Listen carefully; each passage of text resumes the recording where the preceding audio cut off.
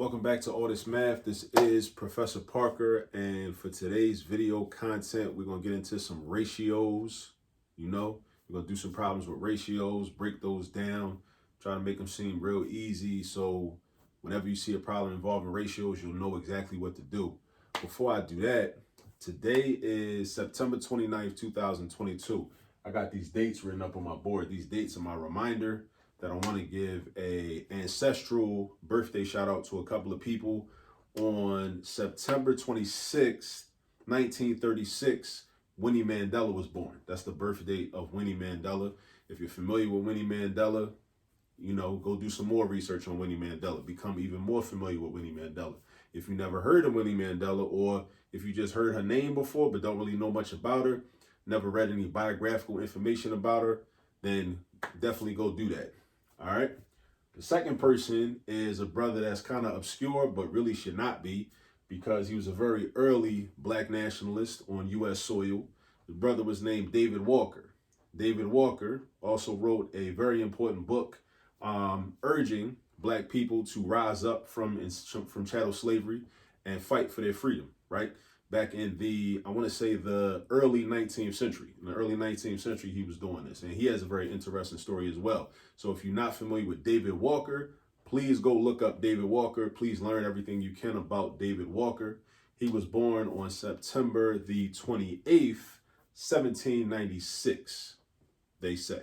All right. So two important people for you to look into: Winnie Mandela and David Walker. They both had birthdays earlier this week. All right, now let's get into the math. So I got a couple problems up here. I got some background information and a couple of problems we're going to figure out, right? Dealing with ratios. Now, let me just talk a little bit about ratios. What is a ratio? A ratio is basically it represents a relationship between quantities or a relationship between numbers, right? That's all a ratio is. And a ratio can be represented as a fraction, or it can be represented as a number with a colon in between and another number, right? All a ratio is a relationship between amounts, a relationship between quantities. That's what a ratio is, all right? Just keep that in your mind whenever you're dealing with a problem involving ratios, all right? It's not that deep. It's not that heavy, all right? If you know how to do it, it's not that deep and it's not that heavy. So I'm going to show you how to do it. And then whenever you see ratio problems, you can go through them with ease, all right? So let's read the information. This says that a rec center has 4 basketballs and 12 soccer balls. So they must play a lot of soccer at this rec center, right? 4 basketballs and 12 soccer balls. So just keep that in mind. That's the background information. Part A is the first question. What is the ratio of soccer balls to basketballs? All right, soccer balls to basketballs. So we're talking about, or we're being asked to find and identify what the relationship is between the amount of soccer balls, right, compared to the amount of basketballs. So you go back to the information, you say, okay, well, how many soccer balls are there? There are 12. And notice that soccer balls are listed first, right? So that's the quantity we deal with first. Whatever's listed first in the question, soccer balls to basketballs. Notice it ain't say basketballs to soccer balls. If it had said basketballs to soccer balls, then we'd be dealing with the amount of basketballs first. But we follow the order of the information in the problem, right? So soccer balls, there are 12 of them. So I'm gonna just write a 12 right here, right? And what I'm gonna do is I'm going to write a colon. I'm gonna write a colon, right? Because that's one of the symbols we can use for a ratio, is a colon, right? The same colon we use when we tell the time and we write the time down on our paper, right? Now I'm gonna write the amount of basketballs. How many basketballs? 4. So we got 12 to 4, right? But we don't stop there, right? Because we want to represent and think about a ratio as a fraction. So what I'm actually gonna do is, normally I do this mentally, but I'm gonna show you how it looks written down. I'm gonna represent this as a fraction. The first number will be your numerator. The second number will be your denominator. The first number is the numerator. The second number is the denominator. So I'm going to rewrite this as 12 over 4, or 12 fourths. And then I want to reduce this as low as I possibly can. So the way I reduce a fraction or any fraction is I think of the greatest common factor between the two numbers. Between the two numbers 12 and 4, the greatest common factor is 4. Meaning 4 is the greatest number that each of these numbers can be divided by, right? So I do 12 divided by 4. That gives me a 3. I do 4 divided by 4. That gives me a 1. So this reduces to 3 over 1.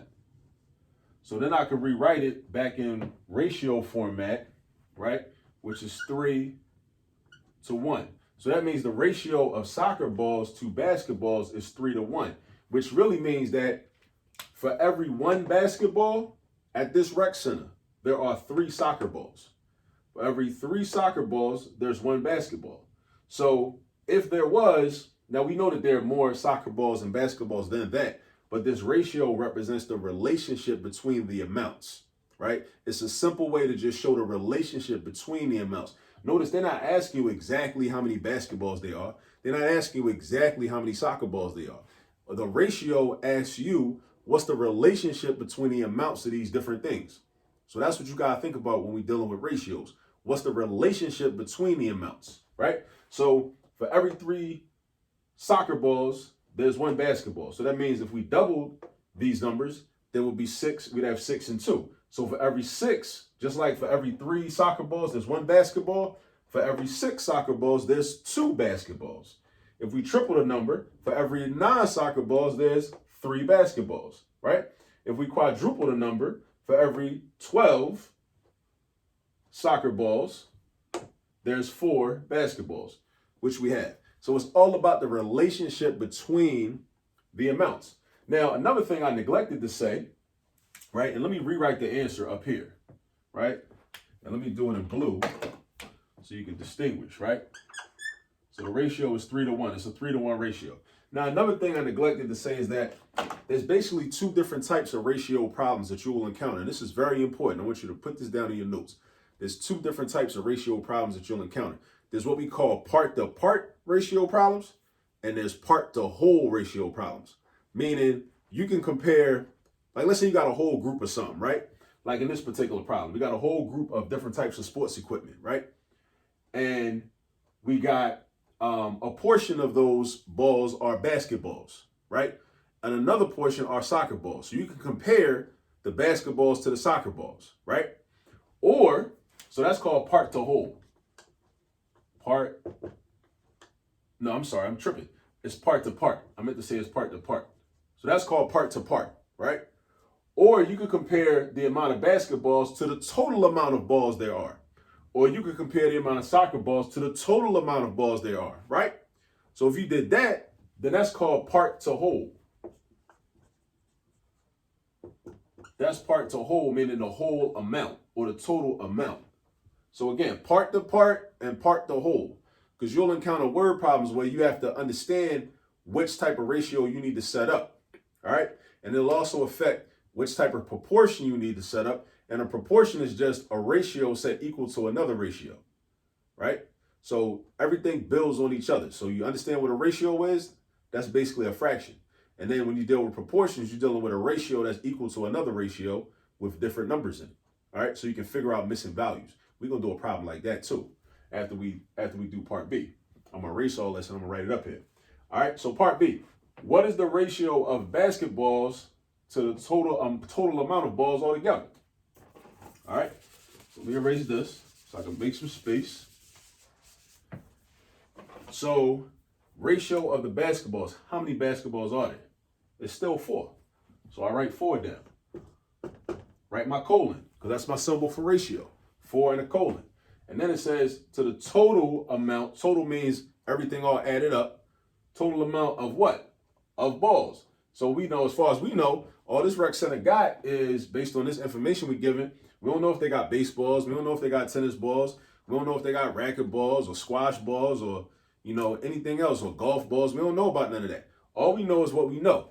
We know they got 4 basketballs. We know they got 12 soccer balls. That's what we know. You know what I'm saying? So all together, we just add these up. Add up the 4, add up the 12. That's 16. So it's 4 to 16. So the total amount is 16, or the whole amount is 16, right? So now I want to rewrite this in fraction form, just like we did the last problem, 4 over 16. The first number is your numerator. The second number is your denominator. First number is your numerator. Second number is your denominator, right? So now we want to reduce this if we can. And in fact, we can, because we understand that these two numbers share a greatest common factor. So the greatest common factor of 4 and 16 is the number 4, just like it was in letter A, right? So we do 4 divided by 4, we get 1. We do 16 divided by 4, we get 4. So we got 1/4, right? Then I'm going to put it back in ratio format. So it's going to be 1 to 4, a ratio of 1 to 4. So that means that for every basketball, right, there's 4 balls altogether, all right? For every one basketball, there's 4 balls in total, right? For every basketball, there's 4 balls altogether. So for every 2 basketballs, there's 8 balls altogether, right? So this just represents the relationship between the number of basketballs and the total amount of balls altogether at this particular rec center, okay? So again, some takeaways. Understand that there's part-to-part problems. Understand that there's part-to-whole problems. Part-to-part and part-to-whole. But in order to understand which one it is, you got to really read the problem. So that's why, like, before you even get into the math, you got to really have the comprehension of the English language. You got to have the English language mastered, and you got to know how to read these math problems and understand the math language, right? Before you even start setting up fractions, finding the GCF, reducing the fractions, before you even get into all that, you got to know how to set everything up based on understanding and comprehending the information that you read in the words, all right? So that's the first 2 examples that I wanted to go over. I'm about to erase this, and I'm going to put up another problem where we have to figure out missing information, which is a common type of problem that you'll see. So let me erase this and put up number 2.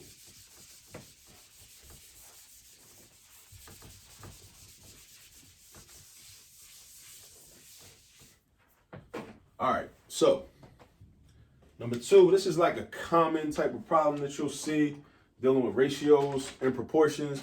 It deals with the amount of boys and girls in a classroom, right? Pretty typical standard ratio problem. So number 2 says the ratio, it gives you the ratio of boys to girls in a class. Ratio of boys to girls in a class, meaning the relationship between the amount of boys versus the amount of girls, right? The ratio of boys to girls in a class is 8 to 7, right? 8 to 7. That means for every 8 boys, there are 7 girls. For every 7 girls, there are 8 boys. And again, remember that the order of the information, boys first, girls second, it follows the order of the numbers, right? They're parallel. So if boys is first and girls is second, that means the first number refers to the boys, the amount of boys. The second number applies to the amount of girls, all right? So now the second sentence says, if there are 40 boys in the class, it's a large class. Or maybe it's not one classroom. Maybe it's like the whole 8th grade class or the whole 7th grade class or something like that. Yeah, that's probably what it is. If there are 40 boys, how many, that's supposed to say many. It'll look a little crazy. How many girls are there in the class?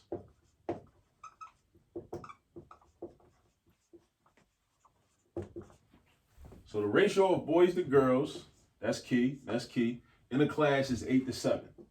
8 to 7. If there are 40 boys, that's key. How many girls are there? That's the question. We're trying to figure out how many girls there are, all right? All right, so what we got to do is, in this particular problem, you're trying to find out a piece of missing information. You know how many boys there are actually in total. You do not know how many girls there are actually in total. But you also know the ratio, which is the relationship between the amount of boys and girls. You know the relationship in terms of the numbers and the amounts, right? But you don't know the exact amount of girls. But we can figure out the exact amount of girls by setting up what's called a proportion.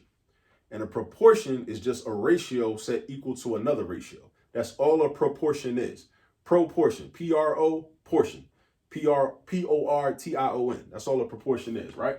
So what you're going to do is you set up 2 fractions, right? And I'm going to give you kind of like the what I consider like a skeleton, right, for the proportion. Then I'm gonna plug the numbers in a second proportion. So I'm gonna say it's gonna go like this, right? Boys over girls is equal to boys over girls. Boom. So write that down on your paper first, right? Boys over girls equal to boys over girls. And I mean, if you wanted to be different, you could have put girls on top. Girls over boys equal girls over boys. But remember, if you decide to do that, make sure you put the 7 on top and the 8 on the bottom if you switch the order around. But right now, based upon the order of the question, boys are referred to first, girls are referred to second, coincidentally, right? Because it's more, right? That's why in this particular problem, probably boys first on top, girls on the bottom, boys in the numerator, girls in the denominator. So now we just fill in the blanks that we know. All right, we're going to rewrite this proportion. This is called a proportion. One fraction equals to another fraction. All right, so now we say, okay, well, our first fraction is basically our ratio. So the amount of boys is 8. The amount of girls is 7. That's my first ratio, or my first fraction. My first ratio, my first fraction. It looks like this. Then I write my equal sign. Now, I know how many boys it is. So my numerator in the second fraction is going to be 40. But I do not know how many girls it is. So my denominator in my second fraction is going to be a variable. You can pick any letter in the alphabet you want, any symbol you want even. I mean, it don't matter, right? I'm going to just say G, because G is the first letter in the word girls.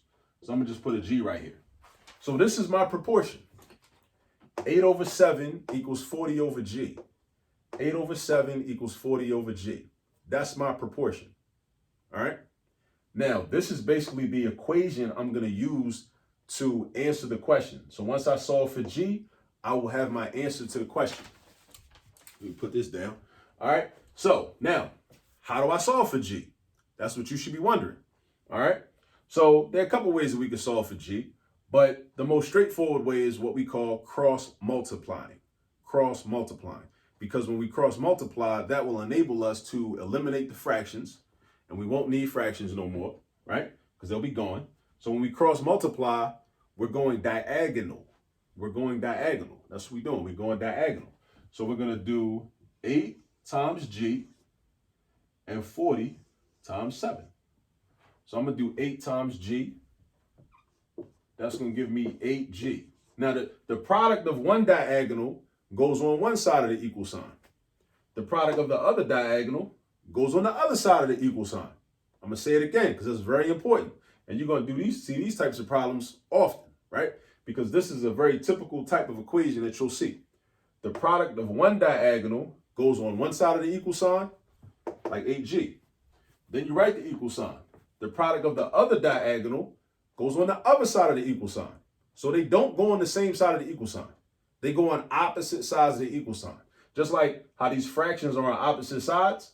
Now the product of the diagonals will go on opposite sides. And now, magically, we don't have any more fractions. So if you're one of those people that hates fractions, you don't like fractions, you don't even like the look of the fraction, cool. If you don't like fractions, now I just showed you how to get rid of them. The fractions are gone now. All you got to do is cross multiply in a problem like this, right?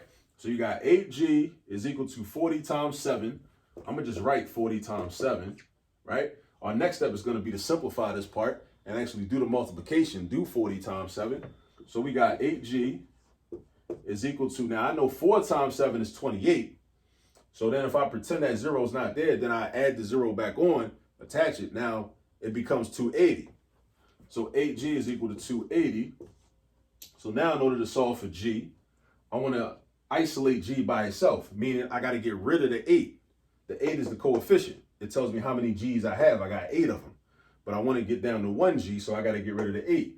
The way you get rid of the 8 is by doing the opposite operation. If you watch any of my videos, if you actually watch my channel on a regular basis, whenever we solve equations, I constantly preach that.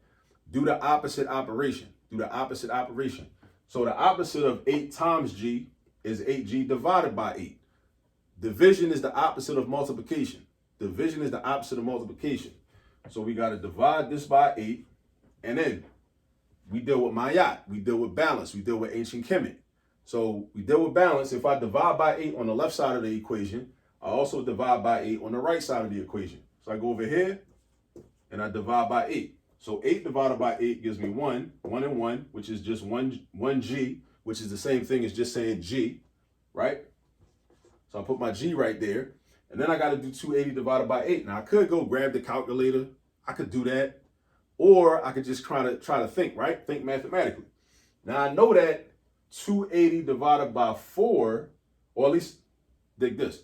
I know 28 divided by 4 is 7. So I know 280 divided by 4 is 70. 280 divided by 4 is 70.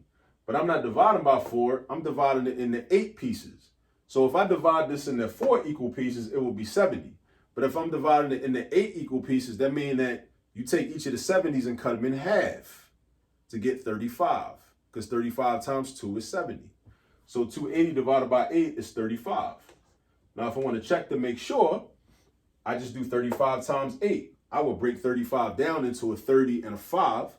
I do 30 times 8. That's 240, because 3 times 8 is 24. Attach the 0, you get the 240. And then I do the 5 times 8, which is 40. So I got my 240 and I got my 40. I put them together for a total of 280.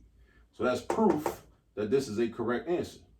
So what that means is that there are 35 girls in this class based on this ratio. And also one thing, I'm not going to do it right here, but I want us to get into the habit of writing our responses to word problems in complete sentences, right? Because the question was asked in a complete sentence. A lot of times students will just put the number up there, and that's cool, but I encourage you to give yourself an opportunity to practice developing your English language skills, right? Because English is a valuable tool. It's not the greatest language in the world, but it's one of them, right? And we should master it, all right?